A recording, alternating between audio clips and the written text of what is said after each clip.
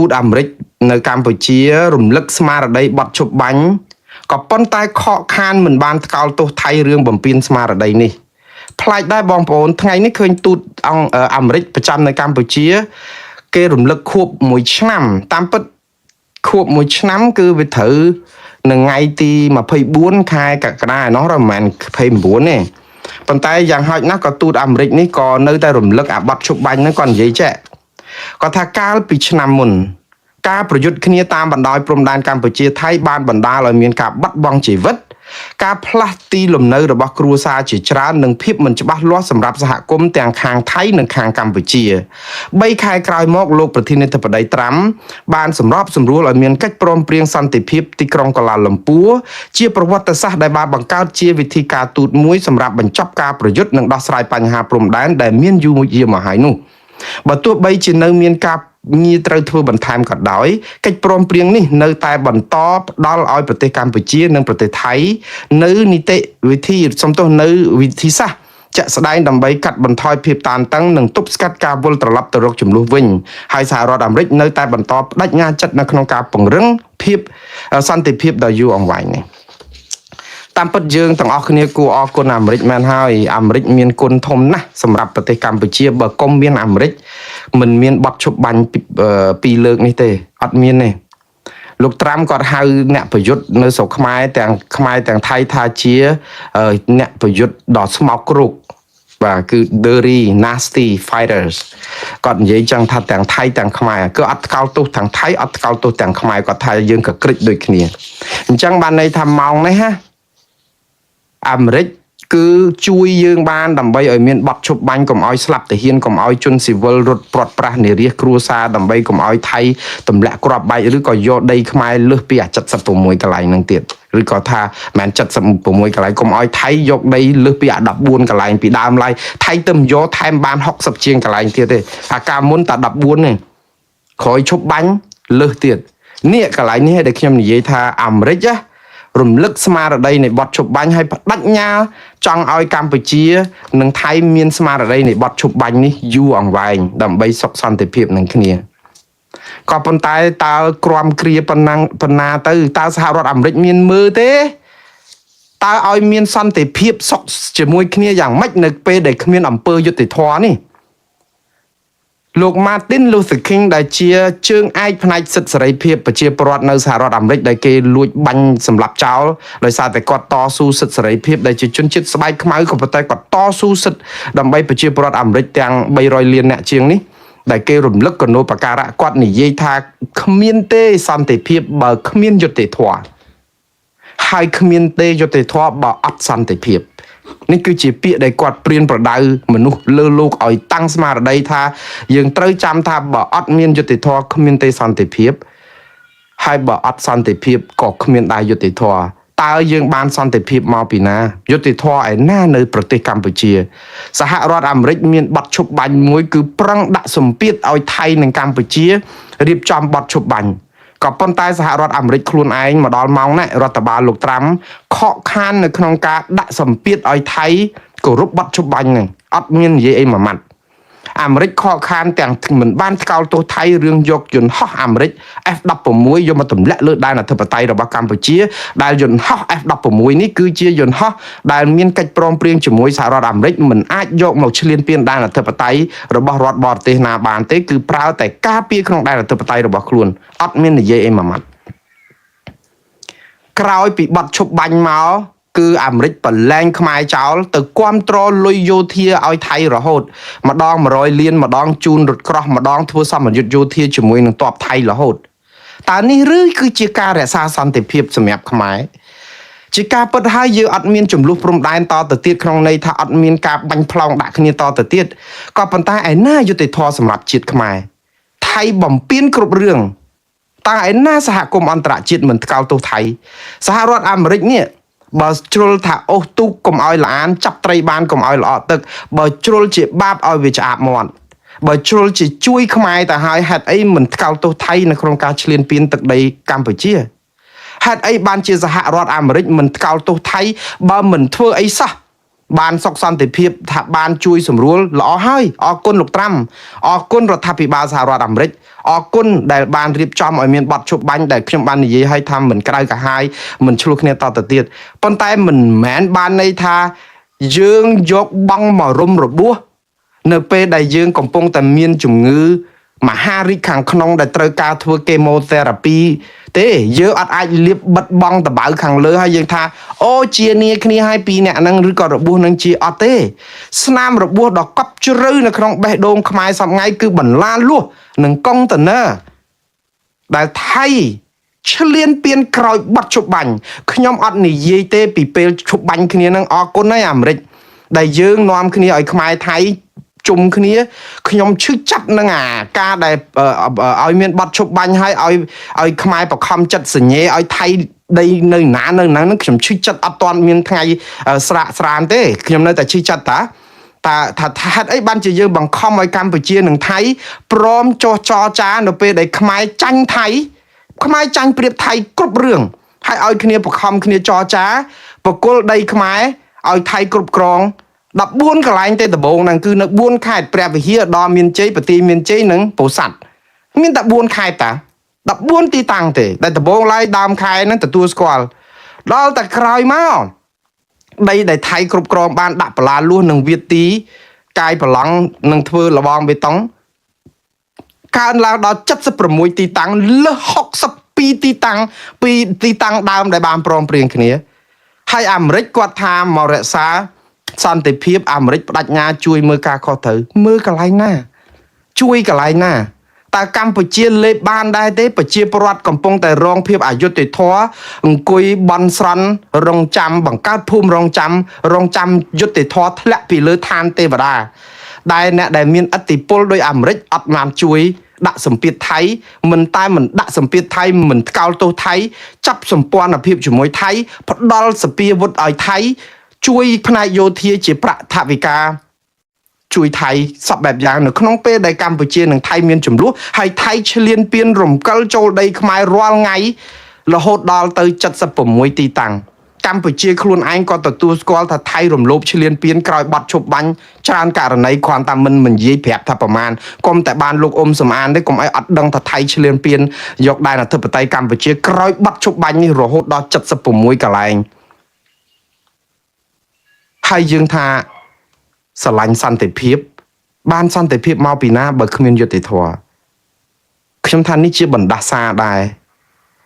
យើងពឹងសហរដ្ឋអាមេរិកឲ្យជួយយើងឥឡូវសហរដ្ឋអាមេរិកគេថាបានហើយមានសន្តិភាពថែវាទៅថែយ៉ាងម៉េចបើកម្ពុជាខំប្រឹងស្ងប់ស្ងាត់មិនតដៃមិនតតាំងគេដាក់បលាលួសដាក់អីទៅតតែវ៉ាទេអត់តតាំងទេតតែវ៉ាហ្នឹងឯងជូនដំណឹងថ្កោលទោសសុំដកទៅវិញទៅធ្វើនឹងមិនត្រឹមត្រូវទេខុសទេអីឡាក់នឹងឡាក់តែអត់មានហ៊ានទៅរុញបលាលួសអត់មានហ៊ានទៅរុញកុងតឺន័រអត់មានអីស្អំគេបោកគ្រាប់បែកមកត្រូវតែហ៊ានយើងរបួសពេញព្រៃក៏តែមិនហ៊ានរករឿងអីគេមិនហ៊ានទាំងចោតគេថាបោកគ្រាប់បែកផ្ទុះរបួសទៅហ៊ានយើងទៀតថាដើរទៅផុតទៅឃើញគ្រាប់បែកផ្ទុះថៃគេថាដើរជន់មានខ្លួនឯងឥឡូវការស៊ើបអង្កេតហ្នឹងក៏មិនដឹងនៅណាប្រជាពលរដ្ឋខ្លោចផ្សារក៏កម្ពុជាជូនដំណឹងសុំឲ្យថៃដោះស្រាយសម្របសម្រួលឈប់ធ្វើអញ្ចឹងទៀតវាខ្សោយនោះខ្សោយហួសយើងមិនបាច់និយាយទេថាខ្មែរយើងវាខ្សោយហួសប៉ុន្តែហេតុអីបានជារដ្ឋាភិបាលបរទេសដោយអាមេរិកដែលជាអាណាព្យាបាលមានកិច្ចព្រមព្រៀងឲ្យសុកចិត្តទុកចោលឲ្យថៃធ្វើអីតាមក្បាលវ៉ាល់ហើយអត់ថ្កោលទោសថៃសោះខ្ញុំឈឺចាប់ហ៎បងប្អូននិយាយត្រង់ខ្ញុំឈឺចាប់ហ៎ខ្ញុំឈឺចាប់មែនតើព្រោះក្នុងនាមជាខ្មែរឃើញអំពើអយុត្តិធម៌ដែលប្រទេសមហាអំណាចដោយសហរដ្ឋអាមេរិកខ្ញុំមិនឈឺក្បាលតែខ្ញុំជាជនជាតិខ្មែរមានសញ្ជាតិអាមេរិកហើយមកនិយាយរិះគន់រដ្ឋាភិបាលអាមេរិកខ្ញុំអត់ឈឺក្បាលទេព្រោះការធ្វើនេះគឺធ្វើមិនត្រឹមត្រូវវាធ្វើឲ្យជាតិសាសន៍ខ្ញុំស្រុកទេសខ្ញុំក៏មានឈាមជ័រជាខ្មែរដែរខ្ញុំមានសញ្ជាតិអាមេរិកតែខ្ញុំជាខ្មែរទេអាសាច់កន្លែងណាក៏ឈាមខ្មែរដែរខ្ញុំស្រក់ទឹកភ្នែកនឹងអំពើអយុត្តិធម៌អំពើរបស់អង្គការសហប្រជាជាតិអំពើរបស់សហគមន៍អាស៊ានអំពើរបស់ប្រទេសអាមេរិកដែលជាមហាអំណាចសុកចិត្តនៅមើលឲ្យថៃបំពេញឈ្លានពានខ្មែរគ្រប់រឿងនៅពេលដែលខ្មែរគ្នាខ្សោយហើយយើងអត់ទៅជួយដោះស្រាយ អាហ្នឹងរឿងសហគមន៍អន្តរជាតិខ្ញុំថ្កោលទោសសហគមន៍អន្តរជាតិនិងសហរដ្ឋអាមេរិកនេះគ្មានថ្ងៃលួសទេបើអ្នកឯងមិនថ្កោលទោសថៃមិនជួយរកយុត្តិធម៌ឲ្យកម្ពុជាអញ្ចឹងហើយបានជាខ្ញុំនិយាយថាអត់មានទេពាក្យថាសន្តិភាពបើអត់មានយុត្តិធម៌វាកម្មពៀយើងនឹងដែរយើងនឹងក៏កម្មពៀដែរខ្មែរយើងអ្នកដឹកនាំរាល់ថ្ងៃហ្នឹងយើងធ្វើបាបប្រជាពលរដ្ឋខ្លួនឯងឲ្យនិរិះខ្លោចផ្សាបំផ្លាញគ្នាឲ្យអត់មានយុត្តិធម៌ហើយយើងថាសន្តិភាពឲ្យគេអរគុណអាសន្តិភាពคล้ายហ្នឹងចុងក្រោយប្រជាពលរដ្ឋខ្លោចផ្សានៅក្នុងប្រទេសខ្លួនឯងដោយសារតែយើងថាមានសន្តិភាពតែប្រជាពលរដ្ឋអត់មានយុត្តិធម៌ដូចគ្នាអញ្ចឹងឥឡូវហ្នឹងរឿងហ្នឹងវាធ្លាក់កើតឡើងនៅព្រំដែនថៃគឺដោយសារបណ្ដាសាដែលមានដឹកនាំខ្មែរនឹងប្រព្រឹត្តលើជនជាតិឯងដែរវាកម្មអញ្ចឹងណាហើយខ្ញុំនៅតែស្ដីឲ្យសហគមន៍អន្តរជាតិដែលមិនជួយឈឺឆ្អាលគ្រឿងខ្មែរប៉ុន្តែក្នុងពេលជាមួយគ្នាហ្នឹងហេតុអីបានជារដ្ឋាភិបាលខ្មែរមិនចាត់ការថៃរឿងដែលគេឈ្លានពានក្រោយបាត់ឈប់បាញ់នេះហេតុអីបានជាយើងអត់ព្រមរក្សាសិទ្ធិការពារខ្លួនហេតុអីបានជាយើងមិនទៅរុញបលាលួសថៃឲ្យទៅតំបន់ដើមរបស់វិញទៅកុំរុញឲ្យលើសពីអ្វីដែលយើងកាត់អីគេនៅកន្លែងណាប៉ុន្តែរុញនៅពេលណាឯងធ្វើខុសបាត់ឈប់បាញ់យើងមិនផ្ដើមសង្គ្រាមដោយសារតែអ្នកឯងយើងមានចរចាឈប់បាញ់ហើយអូខេឈប់បាញ់ប៉ុន្តែអ្នកឯងមិនអាចយកលេសនៃប័ណ្ណឈប់បាញ់ហើយឈ្លានពានយើងបានតែ14ទីតាំងនៅក្នុង14ខេត្តហើយនៅក្នុង4ខេត្តដោយស្រាប់ដល់ពេលហើយយកឱកាសហ្នឹងចេះតែរាយបលាលួសដាក់កុងតឺន័ររហូតដល់ទៅ62កន្លែងទៀតហើយកម្ពុជាអត់តវ៉ាចង់និយាយថាអត់ប្តឹងគេសោះកំហុសគឺរដ្ឋាភិបាលកម្ពុជានឹងខ្លួនឯងដែរយើងជាជនរងគ្រោះខ្ញុំទទួលស្គាល់ខ្ញុំមានសមានចិត្តជាមួយជនរងគ្រោះព្រោះខ្ញុំការពារជនរងគ្រោះប៉ុន្តែជនរងគ្រោះមិនត្រូវដេកផ្សំដួលលមូលផ្សំក្រិចឲ្យគេមើងងាយទេទី1គឺយើងមានសិទ្ធិគ្រប់គ្រាន់នៅក្នុងការការពារដែនអធិបតេយ្យវ័យថៃវិញដាក់ជើងដាក់ដៃគឺតំបន់ដែលអត់បានចរចាគ្នាឲ្យណៃនៅណានៅហ្នឹងឯងកន្លែងថ្មីគឺរឿងថ្មីប្រជាពលរដ្ឋខ្មែរតាហ៊ានខ្មែរមានសិទ្ធិការពារដែនអធិបតេយ្យរបស់ខ្លួនមិនឲ្យថៃឈ្លានពានសំបីតែ1មីលីម៉ែត្រណាមិនបាច់និយាយអារឿងគេវាយ2លើកហ្នឹងឯងព្រោះយើងព្រមឲ្យគេនៅណានៅហ្នឹងតែអារឿងក្រោយបាញ់គ្នាហើយថ្ងៃ27ខែធ្នូ2026 25មកអត់មានកន្លែងណាដែលថៃអាចមកឈ្លានពានដាក់បលាលួសដាក់កុងតឺន័រអីបានទេគឺទាំងប្រជាជនទាំងកងទ័ពគឺត្រូវតែមានស្មារតីគឺយើងការពារដែនអធិបតេយ្យរបស់យើងស្របតាមរដ្ឋធម្មនុញ្ញអង្គការសហប្រជាជាតិស្របតាមរដ្ឋធម្មនុញ្ញរបស់កម្ពុជាហើយអត់មានបង្កសង្គ្រាមទេអត់មានមកអីណាអូអានឹងធ្វើនឹងញុះញង់ឲ្យមានសង្គ្រាមអត់មានទេអ្នកណានិយាយបែបនេះគឺអ្នកឯងកំពុងតែឲ្យថៃឈ្លានពានយើងគ្មានទីបំផុតព្រោះមានប័ណ្ណឈប់បាញ់គេបំពេញប័ណ្ណឈប់បាញ់យើងអត់ទៅរករឿងគេពីការបំពេញប័ណ្ណឈប់បាញ់ហើយនៅអង្វរគេឥឡូវប្រជាពលរដ្ឋទៅហ៊ានឲ្យស្ងប់ឲ្យអត់តដៃឲ្យគ្នាសុកចិត្តគេបាញ់គេអីស្រាញ់ចិត្តជាពីមកៅស៊ូក៏មានអាក្របបែកក៏មានស្លាប់រាល់ថ្ងៃរបួសរាល់ថ្ងៃសឹងរាល់ថ្ងៃហើយដល់ឲ្យគ្នាទៅតស៊ូនៅព្រំដែនអោបអាវុធដើម្បីឲ្យគេចាំតែបាញ់ដូចចាបអញ្ចឹងខ្ញុំនិយាយម្ដងទៀតខ្ញុំអត់មានតវ៉ាជំទាស់នឹងព្រំដែនដែលព្រមព្រៀងគ្នានៅក្នុងប័ណ្ណជប់បាញ់យើងអត់អាចទៅធ្វើអីប្រេះផ្ដាស់ទេតែយើងទៅរករឿងថៃនៅក្នុងតំបន់អ្នកណានៅណានៅហ្នឹងគេចោទយើងចង់បានសង្គ្រាមគេវាយយើងពេលណាក៏បានដែរគេចោទយើងថាយើងរំលោភប័ណ្ណជប់បាញ់គេបើគេចោទយើងតាន់បន្តិចគេអាចបាញ់យើងបានគេអាចវាយយកដីយើងថែមបានទៀតព្រោះកម្លាំងគេធ្លាប់វាយយកយើងបានហើយប៉ុន្តែយើងទៅវិញនៅពេលដែលគេឈ្លានពានហួសពីអ្វីដែលព្រមព្រៀងគ្នាយើងអត់ហ៊ានធ្វើអីគេផងយើងមិនតាំងហ៊ានប្តឹងគេទៅទៀតចុះហេតុអីក៏បានជាយើងដល់ថ្នាក់នេះបងប្អូនយើងអត់ហ៊ានទៅប្តឹងគេហើយឥឡូវសហគមន៍អន្តរជាតិគេអត់ដឹងថាថៃរំលោភទេហេតុអីបានគេអត់ដឹងថៃរំលោភបងប្អូនទី1គឺអត់ដែលឃើញតាហ៊ានខ្មែរយើងរុញថៃទៅវិញរហូតតតែឲ្យបលាលួសហ្នឹងកុងតឺន័រហ្នឹងទៅដល់តំបន់ដើមក្រោយអាបត់ឈប់បាញ់ហ្នឹងយើងអត់ដែលមានទេយើងគ្រាន់តែទៅជូនដំណឹងហើយឲ្យស្អំឲ្យអីទៅកុំតដៃកុំអីអញ្ចឹងទៅយើងស្ងប់ស្ងាត់យើងអត់ធ្មត់អីអញ្ចឹងទៅយើងអត់ដែលប្តឹងសំបីតែមួយបណ្ដឹងទៅតុលាការព្រហ្មទណ្ឌអន្តរជាតិពីរឿងអំពើឈ្លានពានរបស់ថៃតើឲ្យសហគមន៍អន្តរជាតិណាគេនៅខាងខ្មែរព្រោះយើងជាជនរងគ្រោះយើងអត់ប្តឹងឲ្យមានប័ណ្ណឈប់បាញ់ទៀតអញ្ចឹងសហគមន៍អន្តរជាតិគិតថាយើងត្រូវគ្នាបាត់ទៅហើយហ្នឹងគេគិតថាអត់មានអីកើតឡើងទេព្រោះបើកើតឡើងយើងបាញ់គ្នាផ្អើលទៀតហើយអាការបាញ់គ្នានេះណាបងប្អូនវាច្បាស់ជាស្លាប់ទាហានយើងស្លាប់ទាហានថៃទៀតហើយក៏ប៉ុន្តែគឺវាជារឿងអកុសលប៉ុន្តែរឿងការពារជាតិហើយកន្លែងខ្លះ ជារឿងឈឺចាប់ដោយសារអីខ្ញុំម្ដងទៀតអត់មានលើកទឹកចិត្តឲ្យធ្វើសង្គ្រាមអីទាំងអស់យើងមិនត្រូវការធ្វើសង្គ្រាមប៉ុន្តែទាហានកម្ពុជាប្រជាពលរដ្ឋខ្មែរទាំង18លាននាក់គឺមានភារកិច្ចការពារទឹកដីខ្មែរមិនឲ្យបរទេសឈ្លានពានសូម្បីតែ1មីលីម៉ែត្រណាទេលើសពីអ្វីដែលព្រមព្រៀងគ្នាក្រៅពីហ្នឹងគឺណែឯងបំពេញចូលទឹកដីអតានអធិបតេយ្យកម្ពុជាមានសិទ្ធិវាយណែឯងបាញ់ណែឯងរុញណែឯងទៅវិញអត់មានណែឯងធ្វើអីសាច់ក្បាលចិត្តទេបើណែឯងធ្វើបានណែឯងនឹងធ្វើរហូតខ្មែរនឹងរងកម្មនេះហើយអត់ប្តឹងគេរឿងដែលអត់ប្តឹងគេហ្នឹងហើយដែលធ្វើឲ្យអន្តរជាតិទី1អត់ថ្កោលទោសថៃទី2ដោយសហរដ្ឋអាមេរិកចឹងគេអត់មានរករឿងថៃទេអត់ថ្កោលទោសដោយសារអីកម្ពុជាអត់ប្តឹងមានដែរបានបណ្ដឹងណាមួយទៅតុលាការព្រហ្មទណ្ឌអន្តរជាតិទេតែថាថៃរំលោភបទឈប់បាញ់ចោះយើងមានដែលសរសេរទៅសហរដ្ឋអាមេរិកទេមានសរសេរទេមានសរសេរជាលិខិតផ្លូវការរបស់លោកហ៊ុនម៉ាណែតនឹងជារដ្ឋាភិបាលឬលោកទាសីហាទេប្រាប់ទៅលោកប្រធានាធិបតីដូណាល់ត្រាំលោកត្រូវចាត់ការថៃព្រោះតាំងពីលោកជួយសម្របសម្រួលបទឈប់បាញ់ពីថ្ងៃទី27ខែធ្នូឆ្នាំ2025មកខ្ញុំសូមអរគុណសហរដ្ឋអាមេរិកយ៉ាងជ្រាលជ្រៅដែលរៀបចំឲ្យមានបទឈប់បាញ់ដើម្បីឲ្យបានស្ងប់សុខហើយជនភៀសសឹកអីក៏បានវិលទៅលំនៅឋានច្រើនដែរហើយជាង600,000នាក់ហើយនៅសល់តែ2000នាក់20,000នាក់ទៀតតែប៉ុណ្ណោះយើងអរគុណដឹងគុណសហរដ្ឋអាមេរិកក៏ប៉ុន្តែក្រោយពីសហរដ្ឋអាមេរិកឲ្យមានបទឈប់បាញ់ហើយដីតំបន់ថៃដែលឈ្លានពានខុសច្បាប់ក្រោយមកទៀតនេះមានប៉ណេះដុំឆៃដាក់និយាមការមកចូលថ្ងៃប្រមាណប្រើអីយករថក្រោះឬក៏កាយប្រឡងអីហើយរៀបរាប់ឲ្យលំអិតមកហើយប្រជាប្រដ្ឋភៀសសឹកអត់ទាន់បានទៅលំនៅឋានវិញសុំឲ្យប្រធានដែលសម្របសម្រួលឲ្យមានបទឈប់បាញ់នេះដែលអាមេរិកជាអ្នកខំជួយណាលោកជួយថ្កោលទោសថៃឲ្យផងនេះបើយើងអត់ប្តឹងទៅតុលាការព្រហ្មទណ្ឌអន្តរជាតិដែលជារឿងសិលធម៌ដ៏ទូតាចមួយដែលកម្ពុជាគួរតែធ្វើគឺសរសេរលិខិតនេះជូនទៅប្រធានាធិបតីអាមេរិក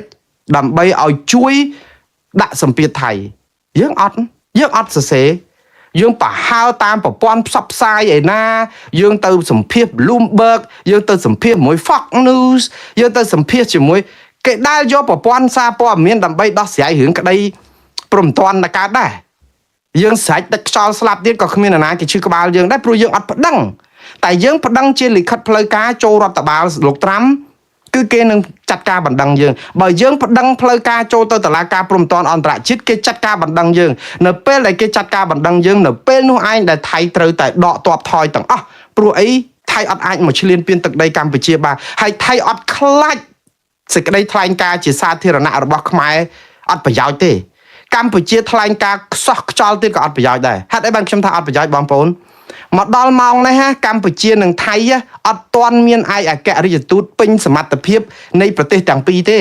កម្រិតការទូតថៃកម្ពុជាសពថ្ងៃគឺត្រឹមភារៈធារីទេបងប្អូនមានន័យថាម៉េចភារៈធារីគឺអ្នកបោកជូតអង្គុយចាំតោបចាំប៉មចាំផ្ទះកុំឲ្យតាធូលីដីទេអត់មានកម្រិតមកអាចតាក់តងយកលិខិតហ្នឹងទៅជូនទៅដើម្បីអត់មានទេលិខិតដែលកម្ពុជាថ្កោលទោសតវ៉ាឬក៏បដិសេធដាច់អាហារការជាង800ហ្នឹងដូចយើងបោះចោលក្នុងទន្លេមេគង្គឲ្យវាអណ្ដែតធ្លាក់ទៅយួនអញ្ចឹងហើយទៅអាលាយអស់ទៅអត់មានប្រយោជន៍អីសូម្បីតែប៉ុនសរសៃសក់អត់មានប្រយោជន៍ទេប៉ុន្តែប្រយោជន៍នយោបាយស្អំចិត្តប្រជាពលរដ្ឋខ្មែរដែលរងចាំបានដីមកវិញណាឲ្យគ្នាស្ងប់ចិត្តអូរដ្ឋាភិបាលគេតវ៉ាហើយគេបដិសេធគេអីដែរយើងចាំមើលគេទៀតទៅហើយកុំអីគេខំប្រឹងធ្វើដែរអត់បានប្រយោជន៍ទេបងប្អូនហើយខ្ញុំមិនលើកទឹកចិត្តឲ្យរដ្ឋាភិបាលថាឈប់ធ្វើអាហ្នឹងទេធ្វើទៀតទៅក៏ប៉ុន្តែវាអត់ប្រយោជន៍ប៉ុន្តែរឿងដែលបានប្រយោជន៍គឺដូចខ្ញុំនិយាយចឹងសរសេរលិខិតទៅអ្នកដែលសម្របសម្រួលឲ្យមានបទជប់បាញ់ឲ្យប្រាប់ថាថៃឈ្លានពានយើងប៉ុណ្ណេះកន្លែងនេះក្រោយបទជប់បាញ់កុំនិយាយពីរឿងឈ្លានពាននៅពេលដែលយើងព្រមឲ្យគេនៅណានៅហ្នឹងកុំនិយាយអារឿងហ្នឹងទៀតបានហើយបើនិយាយអាហ្នឹងយើងចាញ់គេឲ្យអ្វីដែលគេគ្រប់គ្រងប្រមាណកន្លែងដែលយើងព្រមព្រៀងគ្នាហ្នឹងអ្នកណានៅណានៅហ្នឹងកុំនិយាយថាអាហ្នឹងខុសច្បាប់អីសោះព្រោះយើងព្រមឲ្យគេទទួលនៅណានៅហ្នឹងប៉ុន្តែអាហ្នឹងអត់អីទេមិនខ្វះកន្លែងទៀតដែលថៃឈ្លានពានក្រោយបទជប់បាញ់ដែលយកជាភ័ស្តុតាងដើម្បីប្តឹងគេបានទេពួកអីអាកាលដំបងយើងព្រមព្រៀងគ្នាឃើញរដ្ឋាភិបាលថា14កន្លែងហ្នឹងហើយដល់ពេលឥឡូវឡើង76អញ្ចឹងវា62កន្លែងដែរហ្នឹងហើយខ្លាចអីដាក់និយាមការមកដាក់ទីតាំងឲ្យច្បាស់មកហើយសរសេរទៅលោកត្រាំមក បើចិត្តសឿងបើលោកហ៊ុនម៉ាណែតច្បាស់ថាស្រឡាញ់ជាតិនេះចង់ការពារទៀមទាដីមិនឲ្យបាត់1មីលីម៉ែត្រណាពីថៃគឺលោកត្រូវសរសេរលិខិតនេះទៅប្តឹងទៅលោកតាបើអត់ប្តឹងទៅតុលាការអន្តរជាតិអស់លោកកិច្ចនោះកិច្ចមែនតើណាហើយក៏កិច្ចចោះខ្ញុំស្រែកស្អកកប៉ុន្តែឥឡូវសរសេរលិខិតទៅលោកត្រាំទៅតាន់គាត់សរសេរមកប្រាប់ថាគាត់នៅបដិញ្ញាដើម្បីឲ្យអាបတ်ឈប់បាញ់ហ្នឹងវាមានប្រសិទ្ធភាពវាអត់មានប្រសិទ្ធភាពទេបើមកខាងទៀតរំបំពេញហើយអត់ព្រមចាត់ការមកខាងទៀតហើយអ្នកដែលទទួលខុសត្រូវខ្ពស់បំផុតនៅក្នុងរឿងនេះគឺលោកត្រាំហ្នឹងព្រោះបើកុំលោកត្រាំក៏អត់មានបတ်ឈប់បាញ់ដែរចុះឥឡូវឲ្យគាត់រួចខ្លួនទៅអីសរសេរទៅលោកហ៊ុនម៉ាណែតសរសេរលិខិតទៅលោកត្រាំទៅហើយប្រាប់គាត់ថាលោកត្រាំអរគុណណាស់រដ្ឋាភិបាលសហរដ្ឋអាមេរិកបើគុំបានរដ្ឋាភិបាលអាមេរិកក្រោមការដឹកនាំរបស់លោកត្រាំណាយើងមិនមានបတ်ឈប់បាញ់ពីលើកហ្នឹងដែលធ្វើឲ្យប្រជាពលរដ្ឋឥឡូវនេះស្ងប់បានប្រកបរបរទទួលទានមានជីវិតអីធម្មតាដោយប្រក្រតីវិញទោះបីប្រជាពលរដ្ឋនៅ 20000 នាក់ដែលអត់ទាន់វិលទៅលំនៅឋានវិញក៏ប៉ុន្តែយ៉ាងហោចណាស់ជាង 600,000 នាក់បានវិលទៅលំនៅឋានវិញកសាងជីវភាពលក្ខណៈក៏ប៉ុន្តែបេសកកម្មអាមេរិកអត់ទាន់ចប់ទេដោយសារថៃឈ្លានពានដែនអធិបតេយ្យកម្ពុជាក្រោយបាត់ឈប់បាញ់ហើយនិយាយឲ្យច្បាស់ចឹងហ្មងហើយសរសេរប៉ុណ្ណឹងហើយសរសេរទៅអង្គការសហជីវជាតិទៀតហើយបើសរសេរប្តឹងទៅអង្គការសហជីវជាតិក្រុមប្រឹក្សាសន្តិសុខអង្គការសហជីវជាតិកុំប្រើអាបត់ឈប់បាញ់ដែលថាតំបន់ដែលឲ្យគេនៅណានៅហ្នឹងកុំយកអាហ្នឹងមកបោកលោកអត់បោកលោកបានទេព្រោះអីយើងព្រមឲ្យគេនៅណានៅហ្នឹងអាហ្នឹងចាំវាស់វែងតាម JBC សិនកុំលោករាល់ថ្ងៃហ្នឹងកម្ពុជាយើងប្រឡំប្រកើណាស់បោកលោកណាស់យូរទៅនិយាយថាថៃឈ្លានពានមកទាំងអស់ហ្មងថាប្រើពាក្យអញ្ចេះថាថៃយើងមិនទទួលស្គាល់ព្រំដែនរំកិលដោយកម្លាំងប្រដាប់អាវុធហើយថាអំពើដែលថៃធ្វើមកទាំងប្រាសាទខ្នាប្រាសាទតំនតូចប្រាសាទតំនធំអីលាក់នឹងឡាំងសុទ្ធតែជាអំពើឈ្លានពានដោយខុសច្បាប់ទាំងអស់យើងអាចឡំអញ្ចឹងទេខ្ញុំនិយាយឲ្យត្រង់ថៃឈ្លានពានកម្ពុជាតាំងពីថ្ងៃទី28ខែឧសភា2025ដែលសម្លាប់លោកសួនរោននៅមុំបីគឺអត់មានអីដែលខុសពីការពិតហ្នឹងឯងគឺការពិតហ្នឹងគឺថៃឈ្លានពានកម្ពុជាលើកទី2ក៏ឈ្លានពានពេលបាញ់សង្គ្រាមលើកទី1តែវាត្រូវជាព្រឹត្តិការណ៍លើកទី2ព្រោះបាញ់លោកសួនរោនស្លាប់ហើយបាញ់មកប្រាវទៀតសង្គ្រាមទាំងពីរលើកធំហ្នឹងក៏ថៃឈ្លានពានកម្ពុជាដែរអត់មានស្អីប្រកាច់អីបន្តិចសោះក៏ប៉ុន្តែយើងត្រូវចាំច្បាស់ណាកម្ពុជាព្រមទទួលស្គាល់អំពើឈ្លានពានរបស់ថៃក្នុងន័យថា